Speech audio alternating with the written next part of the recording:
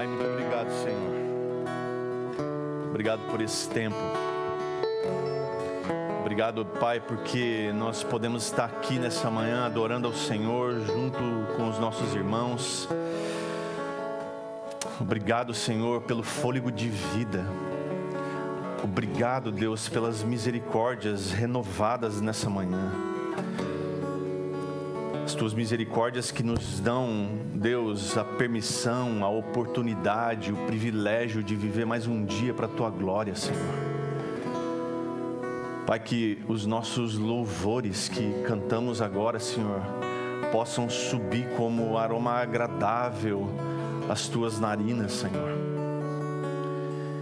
Que o Teu Espírito Santo que passeia no meio da Tua igreja tenha encontrado no nosso meio verdadeiros adoradores que Te adoram em espírito e em verdade. Deus, esse é o nosso desejo, Senhor. O desejo do nosso coração é de que todos aqui nessa sala sejam encontrados assim. Sejam encontrados com o coração contrito, quebrantado, os ouvidos atentos à Tua voz, o coração aquecido, ardente, desejoso de Te ouvir mais, de aprender mais, de andar contigo e de sermos mais semelhantes a Ti. Ó Deus, em nome de Jesus, Senhor, em nome de Jesus, transforma-nos, Deus, a cada dia. E agora, Pai, fala ao nosso coração. Eu Te peço, Deus, que o Senhor tome cativo a nossa mente e o nosso coração nessa manhã, Deus, para que a Tua palavra seja plenamente compreendida e seja plenamente assimilada pelo nosso coração e nosso entendimento, para que ao sairmos daqui, Senhor, saiamos diferentes da forma que entramos. Esse é o objetivo, Senhor. Que a Tua palavra nos transforme nessa manhã. Em nome de Jesus. Em nome de Jesus. Amém. Você pode sentar, meu irmão, minha irmã.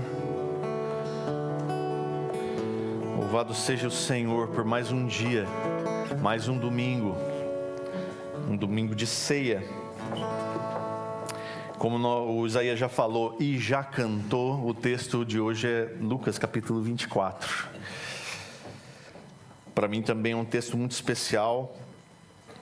É um texto que fala desses dois discípulos que no grande dia, né, naquele domingo de ressurreição, eles estavam voltando para casa.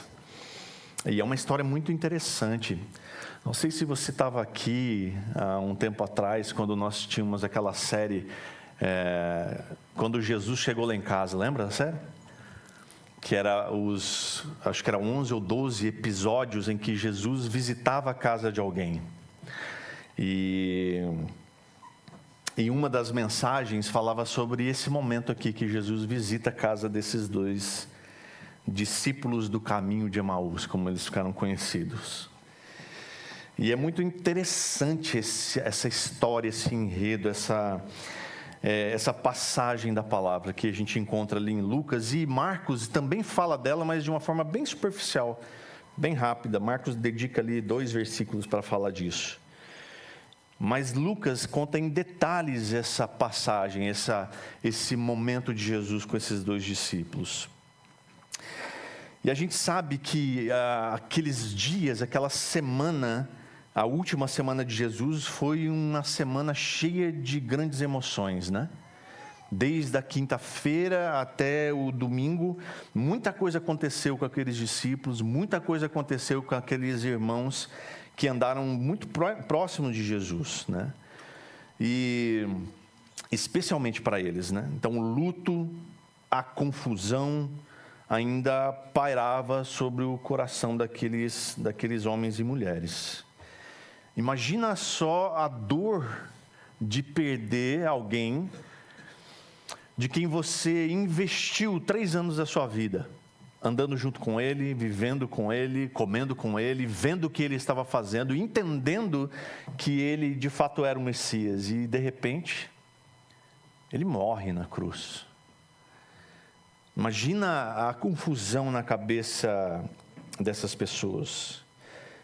E aí, depois de morrer, ainda vem uma notícia toda confusa de que o corpo dele já não estava mais lá no sepulcro. Então, aquilo que era ruim ficou pior. Apesar de alguém dizer assim, não, mas ele não está morto, ele vive. Ainda assim, o coração dele estava aflito.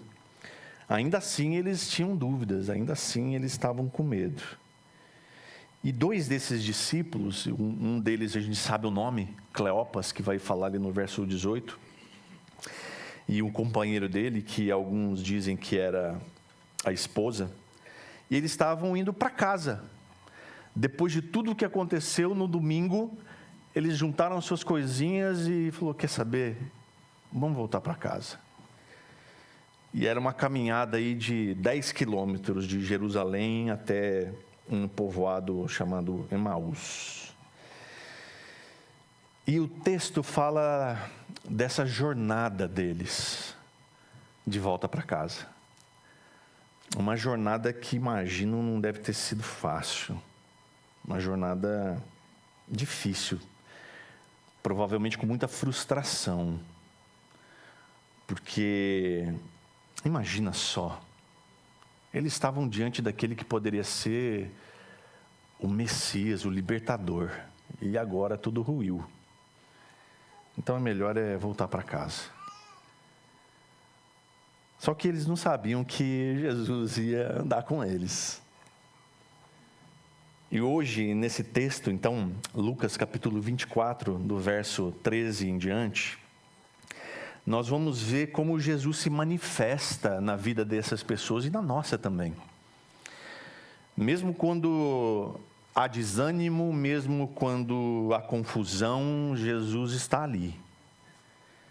E a gente vai ver aqui 3 formas principais pelas quais Jesus se manifesta. E como ele continua a se manifestar até hoje. A primeira coisa que eu quero conversar com você aqui é sobre a presença de Jesus nos encontrando na estrada da vida. E eu queria que você lesse comigo dos versos 13 ao 24 primeiro. Essa primeira parte vai ser um pouco mais extensa, mas é o momento em que Jesus encontra esses discípulos e como ele os encontra. Então, Lucas 24, 13 a 24 diz assim: Naquele mesmo dia, 2 discípulos estavam indo para uma aldeia chamada Emaús, que ficava a uns 10 quilômetros de Jerusalém. E iam conversando a respeito de tudo o que tinha acontecido.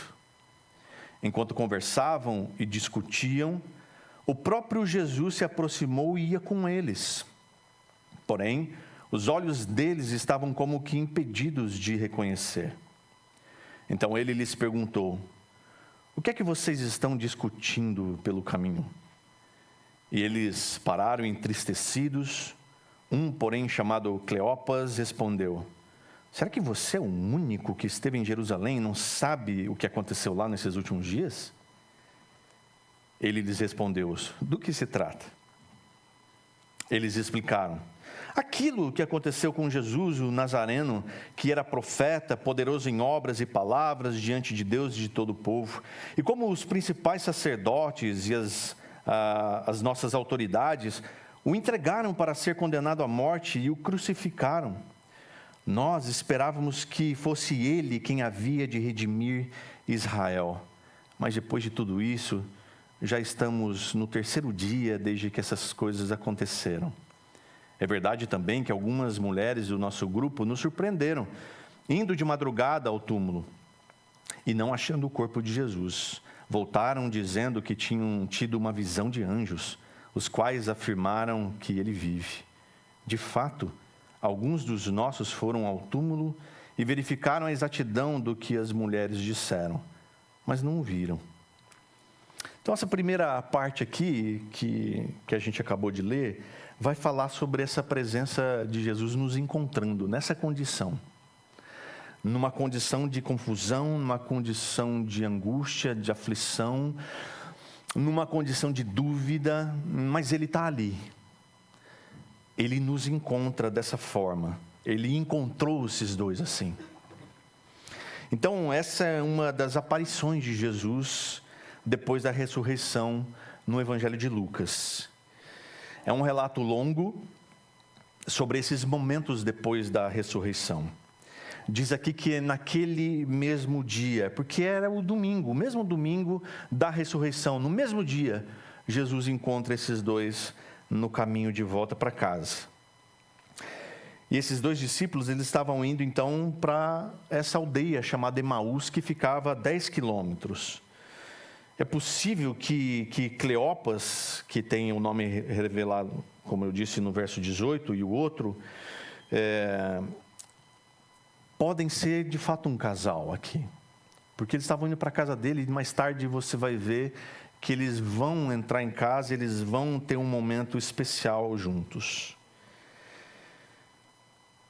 Então, depois da celebração da Páscoa, depois de tudo que aconteceu, só resta para esses dois uma caminhada de 10 quilômetros. Imagina você fazer uma viagem a pé de 10 quilômetros frustrado, desanimado. Imagina o fardo pesado que eles não estavam carregando da frustração. Esse era o clima. Tristeza, decepção. E diz o texto que eles iam conversando a respeito de tudo o que tinha acontecido. Provavelmente eles estavam conversando aqui sobre como Jesus havia sido traído e preso.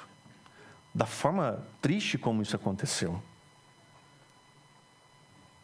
Eles devem ter ficado chateados com o fato de Pedro ter negado Jesus também. Imagino que eles deviam estar conversando sobre isso e falar assim: você viu Pedro?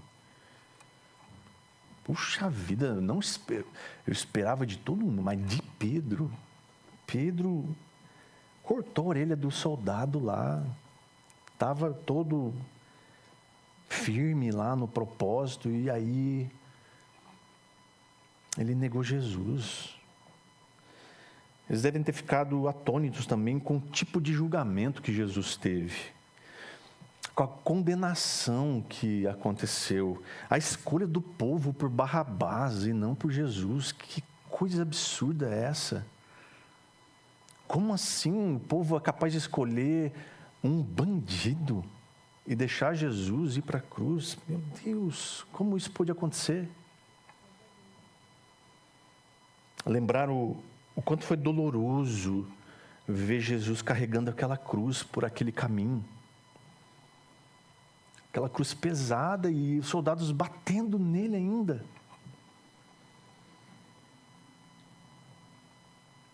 Duro foi ver Jesus sendo pendurado naquela cruz. Você viu como os soldados pregaram a mão dele, os pés dele naquela cruz? Talvez esse era o teor da conversa deles.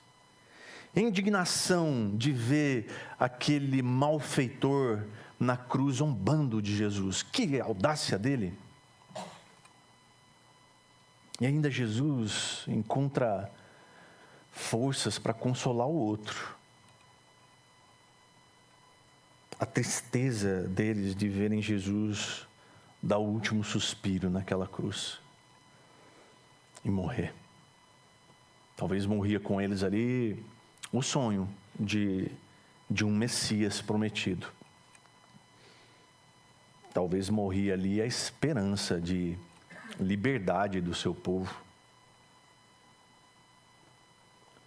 Tristeza de ver o corpo de Jesus sendo tirado daquela cruz e colocado num sepulcro, num túmulo.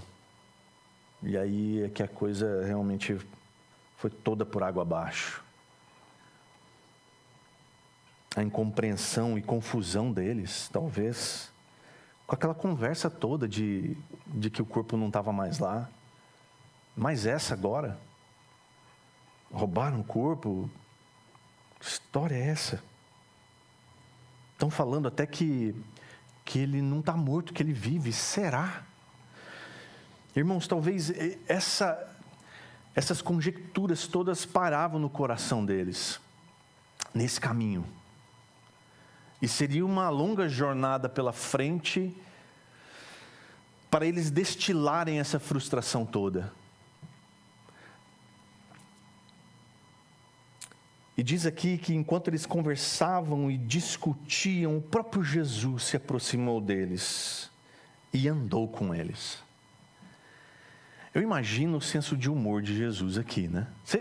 Você já flagrou alguém falando de você? Você chega de surpresa assim, alguém está falando de você.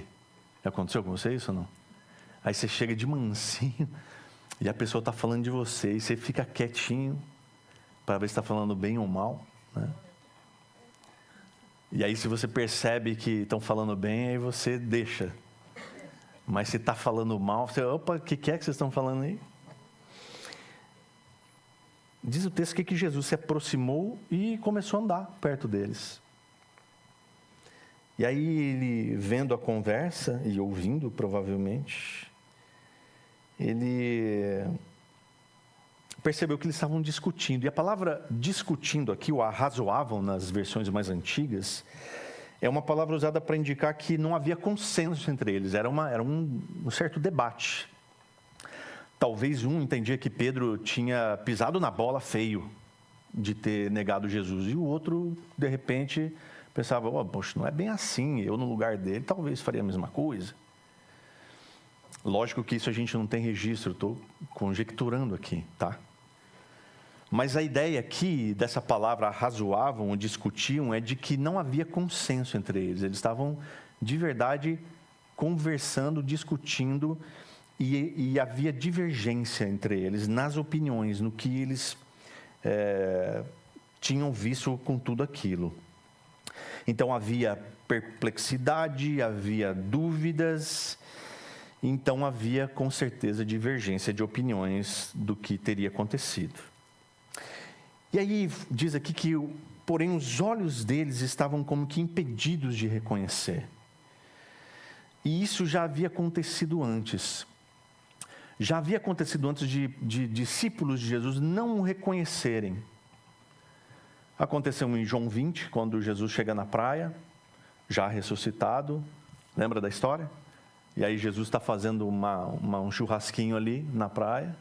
E chama os discípulos e eles não conseguem identificar. Mas um texto que eu gosto muito é de Mateus 14, 22 a 33, quando Jesus resolve encontrar os seus discípulos andando sobre o mar. Uma forma assim bem comum, né, para Jesus de encontrar os discípulos. Ele começa a andar sobre o mar. E tem uma tempestade acontecendo. Lembra do texto? Da história?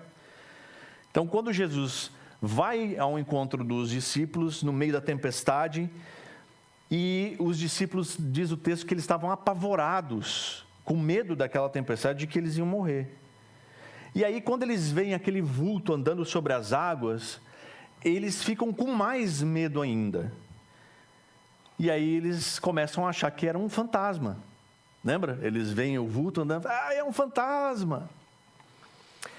O medo faz a gente não reconhecer Jesus andando com a gente.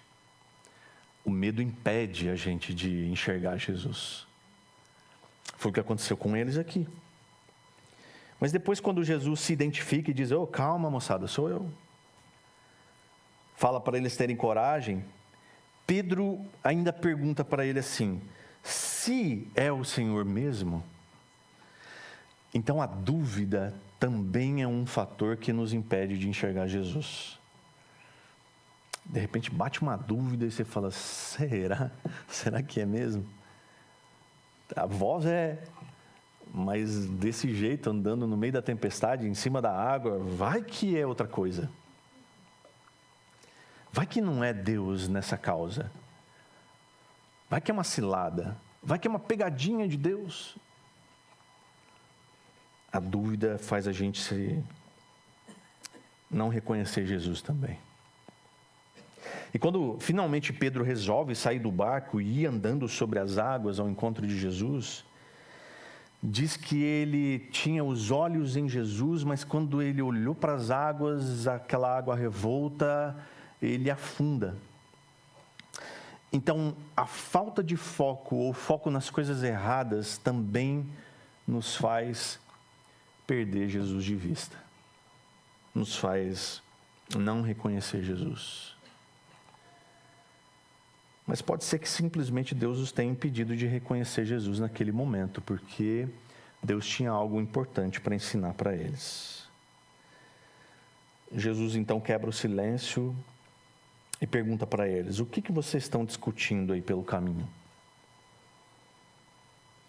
E aí o texto diz que eles param entristecidos. E aí eles respondem: será que você é o único que esteve em Jerusalém e não sabe o que aconteceu lá nesses últimos dias? Jesus provoca eles a falar do que está afligindo o coração deles. É nessa hora aqui que os psicólogos anotaram e aprenderam com Jesus, né? Fale o que vocês estão sentindo. Fale o que está acontecendo no seu coração. Jesus pergunta: o que vocês estão discutindo aí pelo caminho? O que está acontecendo aí no seu coração? Aí eles param chateados porque eles não acreditam que alguém que está vindo do mesmo sentido deles, ou seja, saindo de Jerusalém, não sabe o que está acontecendo. Eles estão chocados com esse estranho fazer essa pergunta ali agora. Era como se eles ficassem assim indignados com a ignorância desse estranho, dos fatos que repercutiram tanto em Jerusalém nesses últimos dias. Como assim você está perguntando isso? Você está vindo de lá e você não sabe? O Cleopas, ele põe para fora a sua indignação, né? E ele questiona este estranho. Como alguém poderia ter estado em Jerusalém? Aí ele talvez passa pela cabeça dele que talvez seja só um estrangeiro de passagem, né? Mas mesmo assim, como alguém poderia ter estado em Jerusalém e não saber do que se trata essa conversa? Como assim? Toda a cidade está falando disso. E aí Jesus pergunta: do que se trata? E aí eles vão relatar, de uma forma breve, de uma forma emocionada, a história de Jesus, o Nazareno. E aí eles vão dizer para esse estranho quem era Jesus aos olhos dele. Olha só, eles dizem, né? Ele era profeta, que é uma designação correta aqui, porque é um dos ofícios de Jesus. E ele era alguém que ensinava a palavra, ele ensinava a respeito do reino, ele anunciava o reino de Deus. E ele também denunciava o pecado, coisas do profeta. Mas essa descrição de profeta é insuficiente sobre Jesus, porque ele é profeta, ele é sacerdote e ele é rei. Eles dizem também que ele era poderoso em obras e palavras. Eles tinham conhecimento do que Jesus fez, do que Jesus disse. Eles sabiam que Jesus tinha expulsado demônios, eles sabiam que Jesus tinha curado enfermos. Eles viram tudo isso acontecer. Eles viram Jesus operar milagres. Eles viram que Jesus tinha autoridade para perdoar pecados. E eles viram como Jesus ensinava com autoridade. E não só isso, isso tudo era diante de Deus e de todo o povo. Então eles reconheciam que Jesus era tudo isso para o povo e para Deus. E eles dizem também que os principais sacerdotes e as autoridades o entregaram para ser condenado à morte e o crucificaram. Interessante o contraste aqui, né? Enquanto Jesus é profeta e poderoso em obras e palavras diante do povo e de Deus, diante dos sacerdotes e autoridade, ele é um condenado. Ele é um criminoso. E aí vem a frustração dos dois. Nós esperávamos que fosse ele quem havia de redimir Israel. Eles ainda amavam Jesus, eles ainda sofriam por ele, mas pode um Messias morto redimir a nossa nação? Eles estão pensando aqui no rei Messias.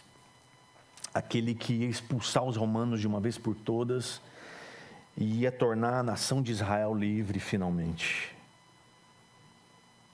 Eles achavam que Jesus faria com que Israel se tornasse novamente essa grande nação.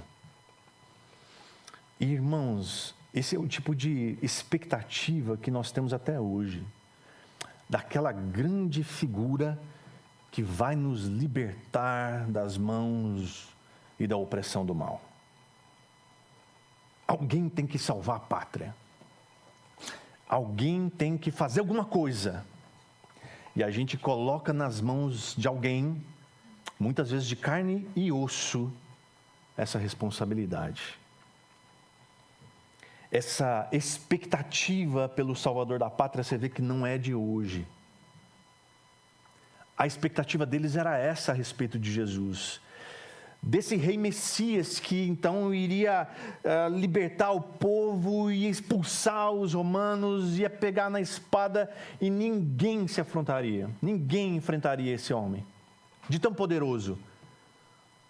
Porque ele era poderoso em sinais, em palavras, e isso era diante de Deus até. Nada podia dar errado, a não ser uma crucificação. Meu Deus, que tristeza, que decepção. E outra, já faz 3 dias que isso aconteceu.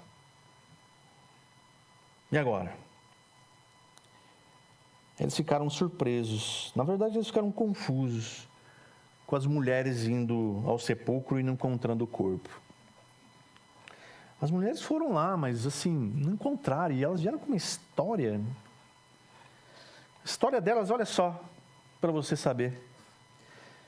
Elas disseram que tiveram uma visão de anjos ali.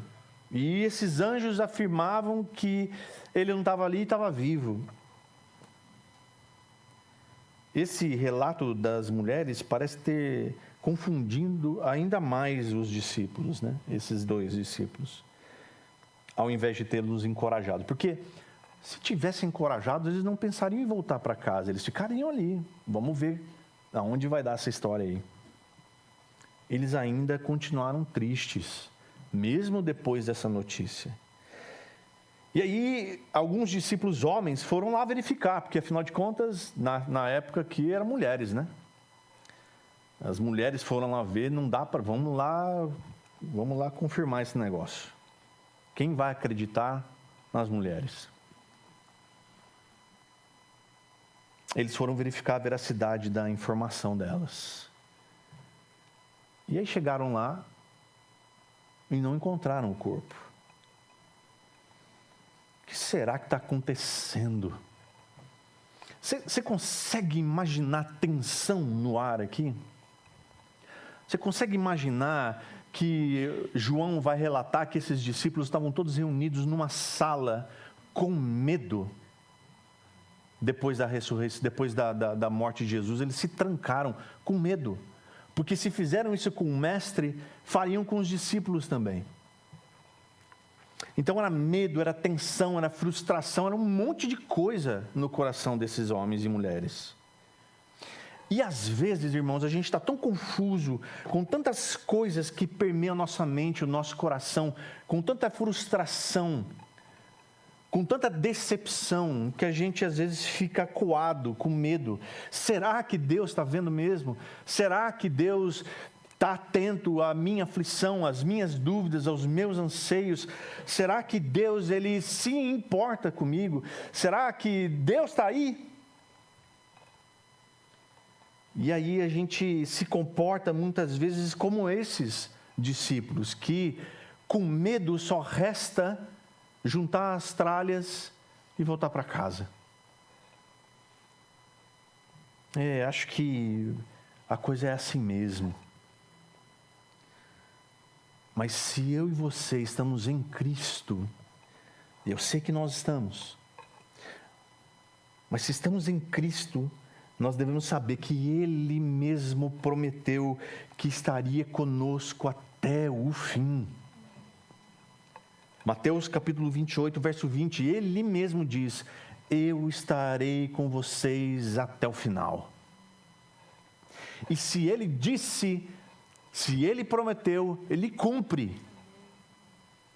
Ora, se Ele então está conosco até o final, a dúvida, o medo, deveriam ser coisas que passassem pela nossa mente, mas logo se dissipassem na certeza de que Cristo está conosco e Ele já venceu. Então, momentos de aflição, de angústia, de medo, de dúvida deveriam ser rápidos. Deveriam vir e passar, porque logo a gente se lembraria da promessa do nosso Senhor, de que Ele estaria conosco até o fim. A sua jornada nunca, jamais vai ser solitária. Ele está conosco. E segue conosco, para a glória dele mesmo. A segunda coisa importante que a gente precisa aprender aqui hoje, é que a presença de Jesus nos ilumina a nossa mente e o nosso coração pela sua palavra.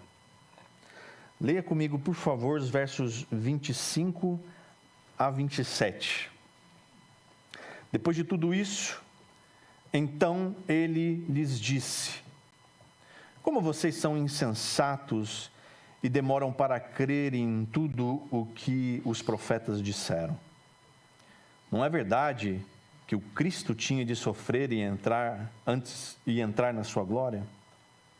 E começando por Moisés e todos os profetas, explicou-lhes o que constava a respeito dele em todas as Escrituras. Lembra? 10 quilômetros. Então Jesus tinha tempo aqui, né? Deve ter sido uma aula. Deve ter sido assim a aula de cristologia no Antigo Testamento. Jesus foi dizendo para eles, de Moisés até os profetas, todo o Antigo Testamento. Onde é que ele estava ali? Meus irmãos, isso deve ter sido... Jesus, ele interrompe a dupla que estava ali choramingando para trazer clareza para eles, para trazer entendimento. E veja que Jesus, o Deus ressuscitado aqui, ele usa o quê para trazer clareza e entendimento? A palavra, as Escrituras. Ele poderia dizer, eu disse isso, eu faço aquilo. Mas Jesus, o Deus ressuscitado aqui, ele usa as Escrituras para trazer clareza para esses dois. Mas Jesus diz uma palavra forte para eles. Ele diz, como vocês são insensatos e demoram para crer em tudo o que os profetas disseram. A palavra aqui para insensato, em alguma versão mais forte, chama de tolos, né? É mais no sentido de lentos aqui, ou tardios. Mas Jesus falou assim, como vocês estão devagar, hein? Eita, como vocês têm dificuldade, vocês são lentos para entender o que os profetas disseram. Porque a demora para crer no que diz a palavra não é de hoje, irmãos. Você já encontrou alguém que diz assim, eu leio, mas não entendo. Isso já aconteceu com você? De você ler, reler e não entender aquilo? E você precisa ler de novo? É porque, às vezes, a gente quer ler a palavra de Deus como se fosse uma historinha. A gente quer ler isso daqui como se fosse um conto. E aí falta o principal aqui, iluminação do Espírito. É através da iluminação do Espírito que isso aqui encontra lugar no nosso coração e faz sentido. Encontra razão e sentido. Porque quando você lê as Escrituras pedindo a Deus pela iluminação do Espírito, algo maravilhoso acontece, irmãos. O que Jesus está dizendo aqui, que serve para mim e para você, é que o conhecimento da palavra de Deus nos leva ao conhecimento de Deus. E conhecer a Deus nos leva a confiar nele. E confiar nele nos livra de frustrações, nos livra de aborrecimentos e nos livra da desesperança. Olha que coisa preciosa é essa. Então, uma vez que eu e você conhecemos a palavra de Deus, nos aprofundamos nela, a gente vai conhecer Deus. E conhecendo a Deus, Ele vai nos levar a confiar nele. Então, toda desesperança vai se dissipar. Todos os aborrecimentos vão ficar pequenininhos. Toda frustração vai desaparecer.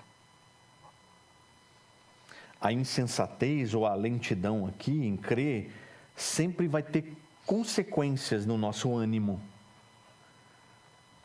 Porque como é animador saber que tudo vai dar certo no final. Não é ou não?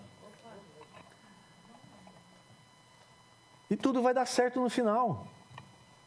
Porque ele venceu. Então, quando a gente tem a nossa esperança em Cristo Jesus, nós sabemos que Ele já venceu. Então, o desânimo precisa ir embora da nossa vida. O desânimo precisa desaparecer. Mas a gente é lento. Hebreus capítulo 5, verso 11, diz, né? Temos muitas coisas que dizer, coisas difíceis de explicar, porque vocês ficaram com preguiça, ou seja, lentos para ouvir. Que nós não sejamos assim, irmãos. Beacon, ele diz assim, Jesus está lhes dizendo que eles haviam entendido incorretamente a predição profética relacionada ao ministério messiânico, e que esta deficiência se devia tanto a uma falta de compreensão intelectual, como uma indolência, ou seja, preguiça espiritual. Uma maior aplicação intelectual, aliada a uma devoção mais profunda e intensa a Deus e à verdade dele, os teria levado à solução dos seus problemas. Então perceba, eu e você precisamos estar diante dessa palavra, intelectualmente atentos e espiritualmente apegados a essa palavra, como sendo a palavra do Senhor para mim e para você. É intelectual e espiritual. Se eu ler a palavra para alimentar o meu intelecto, ela não vai fazer efeito. Então os aborrecimentos, as dúvidas, os anseios continuarão ali presentes. E aí Jesus diz, mas não é verdade que o Cristo tinha que sofrer e entrar na sua glória? Jesus está se referindo ao fato de que no Antigo Testamento havia mostrado como Deus conduziu os seus líderes, os seus escolhidos, primeiramente através do sofrimento e depois para a glória. É um padrão. Por isso, o próprio Messias, em cumprimento a esse padrão de Deus, também iria primeiramente sofrer antes de entrar na sua glória. E Jesus já havia alertado eles disso. E alertado com clareza. Lucas 9, 22, o próprio Cristo diz assim, é necessário que o Filho do Homem sofra muitas coisas, seja rejeitado pelos anciãos, pelos principais sacerdotes e pelos escribas, seja morto e no terceiro dia ressuscite. Mais claro que isso. Jesus já tinha dito que isso ia acontecer, e mesmo assim, eles estavam com dúvida, estavam com medo. E começando por Moisés e todos os profetas, explicou-lhes o que constava a respeito dele em todas as Escrituras. É referência ao Antigo Testamento, como todas as Escrituras aqui. Jesus explica para eles de que forma não apenas as profecias explícitas aqui sobre o Messias, mas também o modelo do movimento de Deus no Antigo Testamento, que aguardavam com expectativa a manifestação do Messias, ou seja, do próprio Jesus. Eles estavam tendo aqui uma lição ministrada pelo próprio Senhor ressuscitado. Nesse panorama das Escrituras que Jesus deu para eles aqui, ele fez um relato fiel de si mesmo. Ele mostrou para esses dois onde é que ele estava ali, em todas as Escrituras, de como ele havia vivido, de como ele havia ensinado, de como ele havia sofrido e de como ele é agora, ressuscitado. É pela palavra de Deus que eu e você conhecemos quem Jesus é. É pela palavra de Deus que nós somos iluminados para crer em Jesus, para sermos lavados pela palavra, assim como a gente leu já em João 15, versículo 3, que diz: vocês já estão limpos pela palavra que lhes tenho dito, e edificados por ela, como nos diz Efésios 2:20. Se eu e você somos crentes de verdade e não lemos a palavra, não conhecemos a Deus. E se não conhecemos a Deus, não temos comunhão com Ele. Entende a necessidade de eu e você nos aprofundarmos nessa palavra, porque é através dessa palavra que eu e você vamos conhecer a Deus, vamos ser edificados, vamos ser salvos e vamos ter comunhão com Deus. Em terceiro lugar aqui, nós vamos ver a presença de Jesus na comunhão. Leia, por favor, comigo os versos 28 e 29. Quando se aproximaram da aldeia para onde iam, ele fez menção de passar adiante. Mas eles os convenceram a ficar, dizendo: fique conosco, porque é tarde e o dia já está chegando ao fim. E entrou para ficar com eles. A presença de Jesus é tão confortante, é tão maravilhosa, que em vez de experimentarmos, uma vez que a gente experimenta a presença dele, a gente não quer mais sair dela. Então, quando eles se aproximaram, Jesus fez com quem ia adiante. Jesus, ele conversou muito com eles, esse caminho todo. E agora ele está chegando no destino, e aí ele fez com que ia se despedir, ir embora, mas eles convidam Jesus para ficar. Provavelmente Jesus iria mesmo continuar se não tivesse sido convidado. Mas Jesus tem prazer na comunhão conosco. Mas precisa haver disposição minha e sua de estar com Ele.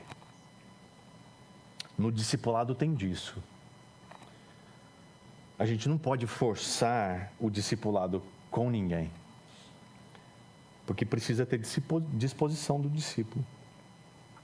Se quem quer aprender não tiver disposição, esquece, não vai funcionar. Então Jesus precisava desse convite deles. Porque Jesus ainda tem algo importante para mostrar para eles. Lembre-se que eles ainda não reconheceram Jesus. Então eles convencem Jesus a ficar. Fica conosco, já é tarde, o dia está chegando ao fim. Enquanto eu escrevi isso aqui, eu lembrei de um cântico antigo da harpa cristã, que é mais comum nas igrejas pentecostais, né? Tem o título de Divino Companheiro, conhece? Já ouviram? Que ele fala: Divino Companheiro no caminho, sua presença sinto logo ao transitar, já dissipaste toda a sombra, já tenho luz, a luz bendita do amor. E aí vem o refrão, né? Fica, Senhor, já se faz tarde, tens o meu coração para pousar, faz em mim morada permanente. Fica, Senhor, Fica, Senhor, meu Salvador. Que delicioso, né? Não, eu não quero me afastar. Eu não quero me afastar dele. Jesus, fica com a gente. Tudo aquilo que a gente ouviu do Senhor até aqui provocou algo em nós que não me faz querer me apartar de Ti de novo. Fica conosco. Irmãos, se no momento de adoração que nós estamos aqui cantando para o nosso Rei, algo não acontecer no seu coração, é porque o seu coração está endurecido. Se algo no seu coração te impede de estar aqui com a igreja do Senhor, reunida, adorando a Ele, algo está acontecendo no seu coração e precisa ser mudado. A comunhão com Cristo é a melhor das experiências que um crente pode ter. A presença de Jesus ilumina, traz entendimento, encoraja, revigora, reaviva. E ela gera ainda mais desejo pela presença dEle. Uma vez na presença de Jesus, isso gera em nós algo muito maior, um desejo maior pela presença dEle. Então o interesse deles é de ficar mais com Jesus, eles querem mais. Obviamente crescia à medida que eles ouviam o que Ele dizia. Portanto, irmãos, quanto mais tempo a gente passa com Jesus, mais nós queremos a Ele. Quanto mais nós ouvimos a Sua palavra, e essa encontra lugar no nosso coração, mais nós queremos ouvir dela. Quanto mais comunhão com o corpo de Cristo, mais nós queremos. E é assim que é. É desse jeito. Por isso agora, André, se puder chamar os professores lá, nós vamos para um momento muito interessante aqui da passagem bíblica, que é o momento da ceia do Senhor, onde os olhos são abertos e o coração arde. Jesus fica, Jesus atende, e Ele vai para o lugar onde parece que tudo acontece, a mesa. E diz o texto que aconteceu que quando estavam à mesa, e aí me lembro de uma outra série que a gente teve aqui, né? Que era A Mesa com Jesus, lembra? Porque Jesus, Ele é comensal. Comensal é a qualidade de quem gosta de comer junto. Jesus gosta. De quem frequenta e come na casa do outro. Jesus é assim. Você vê Jesus comendo o tempo todo, né? Por que será, irmãos? Por que será que Jesus escolheu como memorial dele a mesa? Por que será que Jesus diz: é uma refeição que vai fazer vocês lembrarem do que eu fiz por vocês, até que eu volte? Não é à toa que Jesus escolheu a mesa como memorial dele mesmo. O verso 30 vai falar do rito da ceia. Jesus, ele pega o pão, ele ora, ele agradece, e aí eu fico tentando imaginar a cara dos dois discípulos ali, sentadinhos do outro lado da mesa. Jesus pegando aquele pão, agradecendo a Deus. Acho que um filme passou na mente deles. Eu acho que eu já vi isso. E quando ele reparte o pão e entrega para os discípulos, Jesus está repetindo aqui o rito da ceia que havia feito na quinta-feira. Hoje é domingo. Na quinta-feira, Jesus está repetindo ali diante dos olhos deles aquele que eles viram morrer na cruz, está diante deles ali, partindo o pão e entregando o pão para os discípulos. Jesus está fazendo com esses dois aqui um memorial que ele mesmo estabeleceu, que ele havia ordenado aos seus discípulos para que fizessem em memória dele. Jesus está repetindo isso diante dos dois, de uma forma íntima, de uma forma profunda ali. E aí o texto diz que então os olhos deles se abriram e eles reconheceram que era Cristo. Foi no partir do pão que eles enxergaram Jesus. Os olhos deles se abriram e eles reconheceram Jesus. Porque a ceia, meus irmãos, como memorial, nos faz abrir os olhos e reconhecer quem é Jesus e o que Ele fez por nós. A ceia serve para mim e para você reconhecer quem é Jesus na nossa vida. A ceia serve para mim e para você reconhecer o que Ele fez por nós. Aqueles dois discípulos estavam ali diante do Senhor reconhecendo tudo o que Ele disse era verdade. Tudo o que Ele fez foi real. Ele ressuscitou mesmo, está aqui.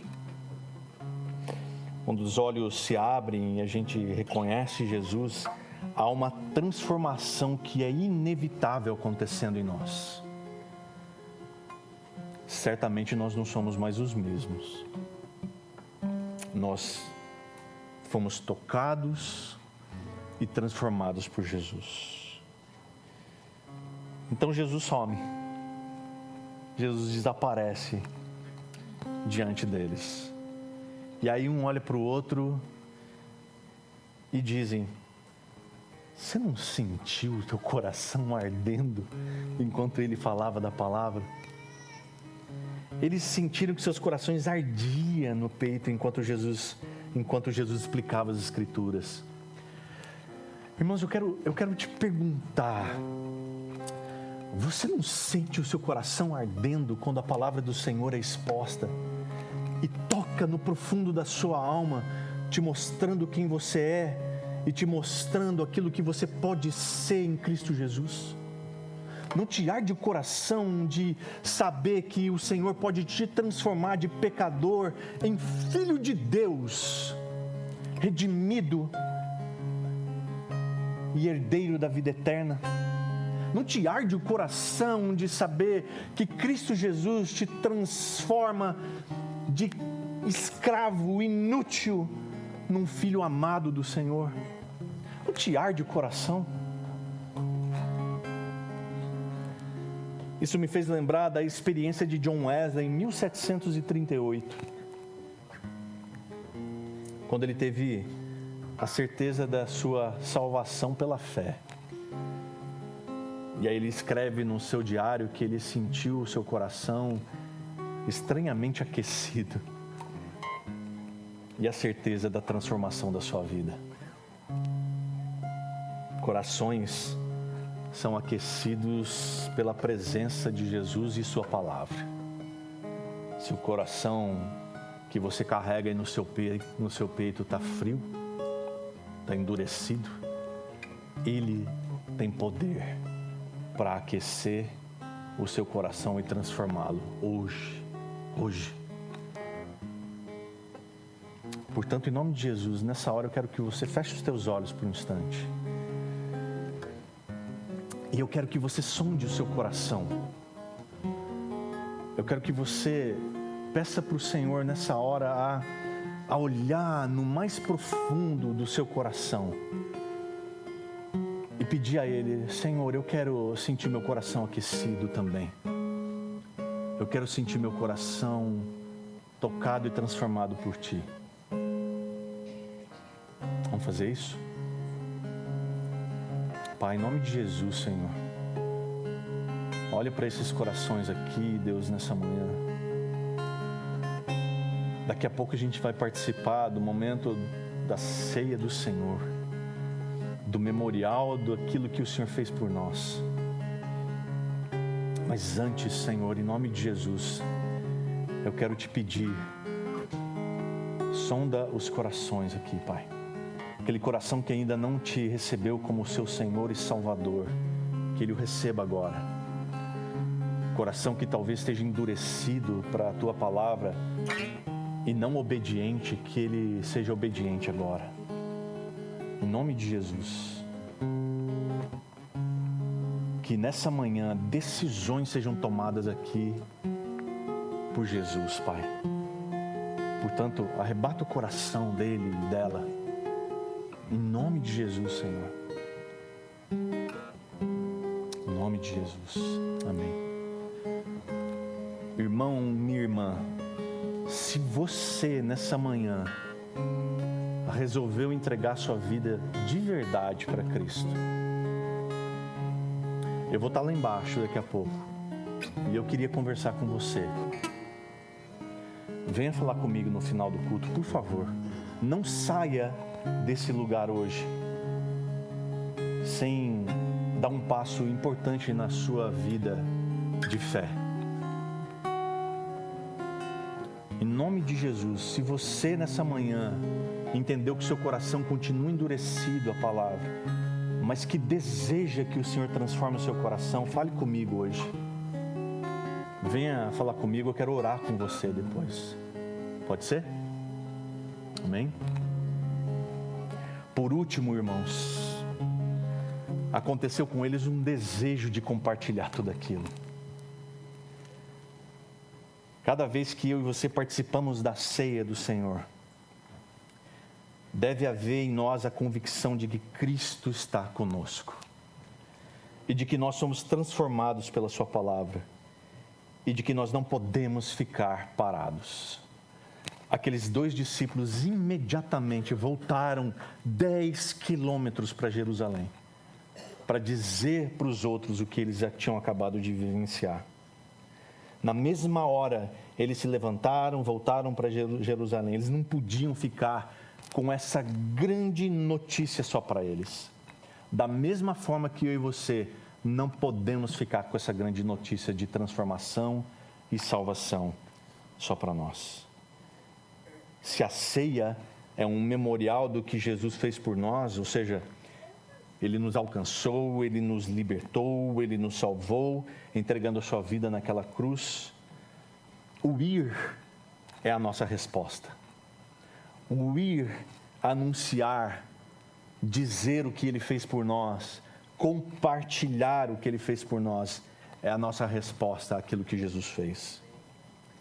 E por isso nós não podemos guardar só para nós. Se isso é importante para nós, se esse momento, se essa celebração, se essa ceia que nós vamos participar é importante para nós, certamente ela vai ser importante para quem ainda não está sentado conosco nessa mesa. Vamos participar da ceia? Queria chamar a quem vai nos ajudar aqui. Nós vamos fazer como de costume, você vai sair do seu lugar, nós vamos ter 3 pessoas servindo aqui nas 3 extremidades. Você vai sair do seu lugar, vai vir aqui pegar um cálice e um pedaço de pão e vai voltar para o seu lugar com o pão e com o suco e esperar para a gente tomar o suco e comer do pão juntos. Pode ser? À medida que eles chegarem ali, você já pode se levantar e vir até a frente aqui. Enquanto isso, a gente vai adorar o Senhor com mais um cântico.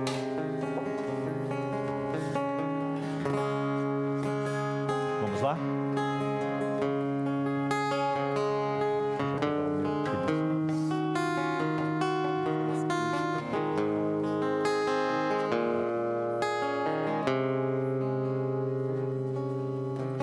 Seja bendito o Cordeiro que na cruz por nós padeceu. Seja bendito seu sangue pecadores verteu. Eis neste sangue lavado, com roupas que tão alvas são, os pecadores remidos que perante seu Deus hoje estão.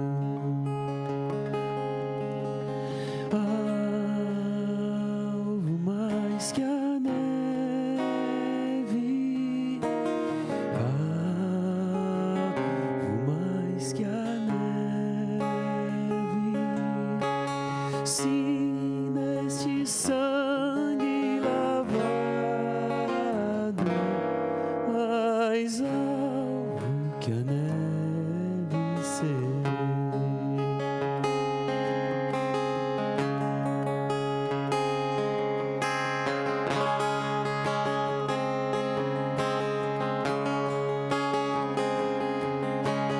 Com espinhosa coroa que Jesus por nós suportou. Oh, quão profundas as chagas que nos provam o quanto Ele amou. Eis nessas chagas pureza para o mais torpe pecador, pois que mais alvo que a neve, o seu sangue nos torna Senhor.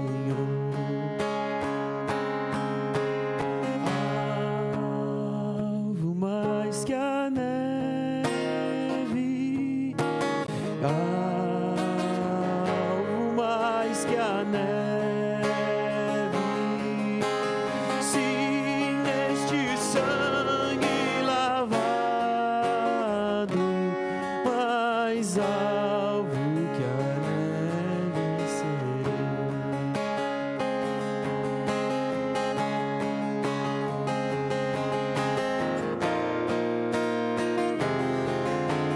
Se nós a ti confessarmos e seguirmos a tua luz,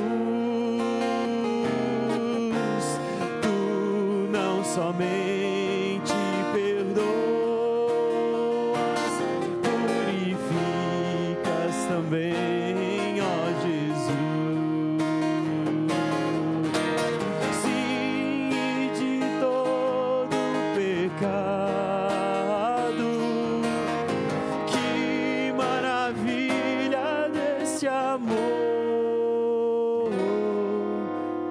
pois que mais há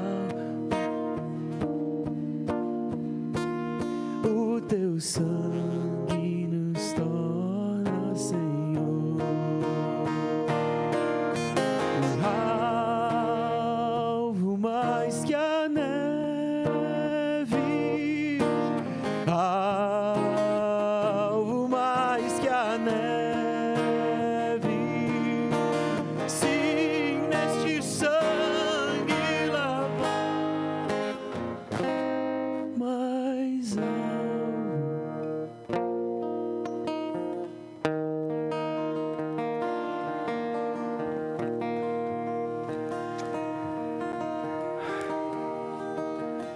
Jesus, quando ele estava com os seus discípulos, ele tomou o pão, ele deu graças. Mas eu gosto de dizer que Jesus não dá graça, agradece a Deus simplesmente por aquele pedaço de pão.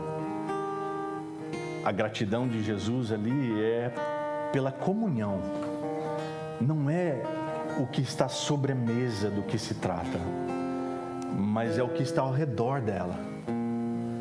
Então, quando eu e você damos graças ao Senhor pelo pão partido, irmãos, é o que Paulo diz Em 1 Coríntios capítulo 11, para que a gente discina o corpo. É o corpo de Cristo que nós devemos agradecer a Deus pela oportunidade de estarmos juntos, enxertados, unidos em Cristo e uns com os outros.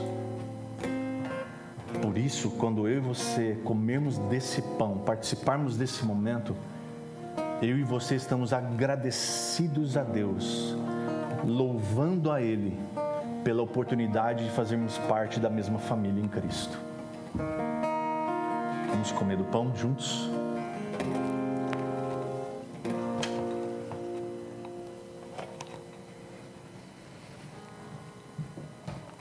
Da mesma forma, ele toma o cálice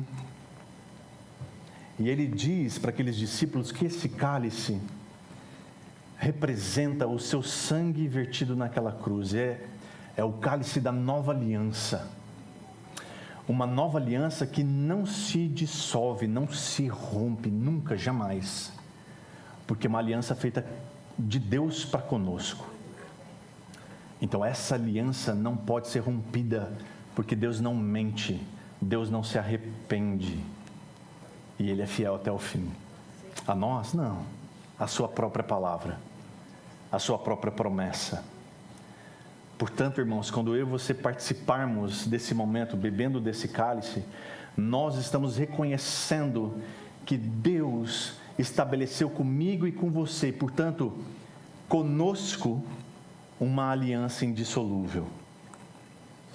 Um compromisso até o fim, por toda a eternidade.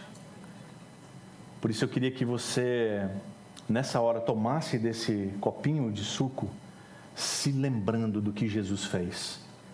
Ele entregou a sua vida naquela cruz, permitindo que seu sangue fosse derramado ali, para que eu e você tivéssemos vida eterna e remissão de pecados, e portanto comunhão com Deus. Vamos fazer isso?